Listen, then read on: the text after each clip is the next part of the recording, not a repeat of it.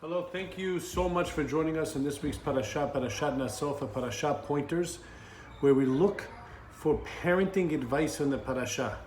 This week in Parashat Naso is dedicated in memory of Stella Liniado Alava Shalom. All the words that we say there should be Eloi Nishmata. And the Pasuk talks about if a person will become a Nazir. Now, first of all, we have to understand what's going on. This is one of the biggest Parashiot, 176 Pisukim. And right in the beginning, it talks about the tribes, and then it goes into the whole idea of sotah. What is sotah? If a man suspects his wife of inappropriate behavior, and he warns her, and he has circumstantial evidence, being the fact that she was secluded with another man, he could now say, I want you to prove that you're innocent of any wrongdoing. And she has to drink this certain water that has Hashem's name that is actually erased and put into this water, and she drinks it. If she's innocent, she winds up having many children. If she's guilty, she blows up. Right after that, the Torah goes into the whole concept of a Nazir. A Nazir is a person who actually stops drinking wine, grapes, doesn't cut his hair, stays away from dead bodies. He takes upon himself a very different lifestyle, a lifestyle that helps him abstain. In fact, the word Nazir actually means to separate. He separates himself from the word. And then he finally brings an offering to Beit HaMikdash. Now Rashi, right off the bat, explains, why do we talk about Sotah then Nazir? Because when a person would see what happened to this Sotah, the fact that it could even be that someone could fall and fall to their desires, he takes action right away and separates himself. He's deeply affected by what happens. Our rabbis teach us after seeing the Sotah, he says, oh my gosh, I have to stay away from wine, I have to stay away from things, I gotta do something. Now our children witness things all day long. They're witnessing violence, they're witnessing war, they're seeing violence between nations, brutality. They're seeing all types of things all over the news. We're also witnessing these ambitious movements that are out there. Worldwide movements advocating human rights, environmental rights, equality for all.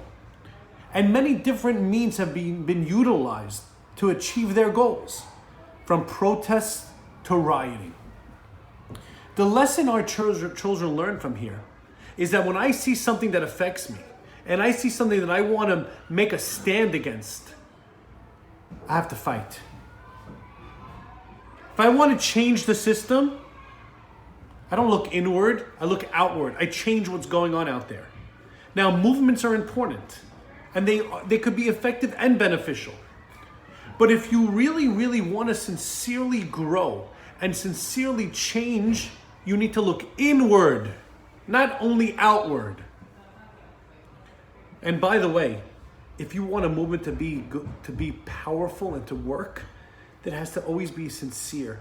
And the means of violence and destruction can never be part of that sincere feeling.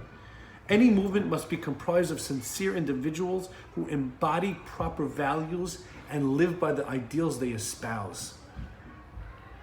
So, going back to our parasha, the person sees the sotah.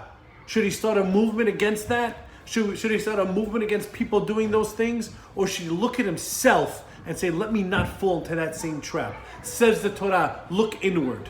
Change yourself. It's important to understand this Torah's perspective by the world, because Rav Yisrael Salanter once said, and I'm going to read you what he wrote. He said, when I was a young man, I wanted to change the world. But I found it was difficult to change the world, so I tried to change my country.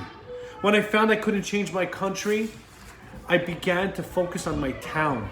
However, I discovered that I couldn't change the town, and so as I grew older, I tried to change my family. Now as an old man, I realized the only thing I can change is myself.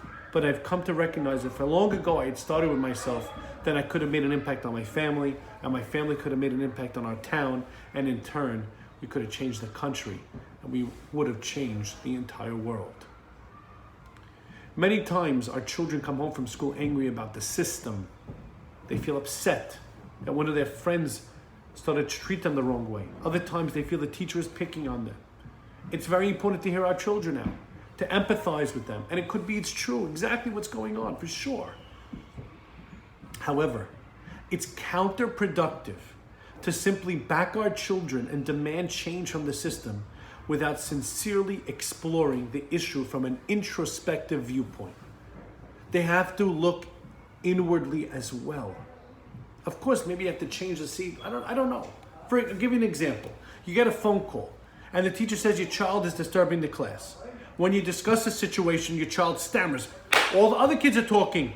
They make so much noise in class. What should I do? That might be the case. And it very well may be the prudent course of action to change the seat. It could be.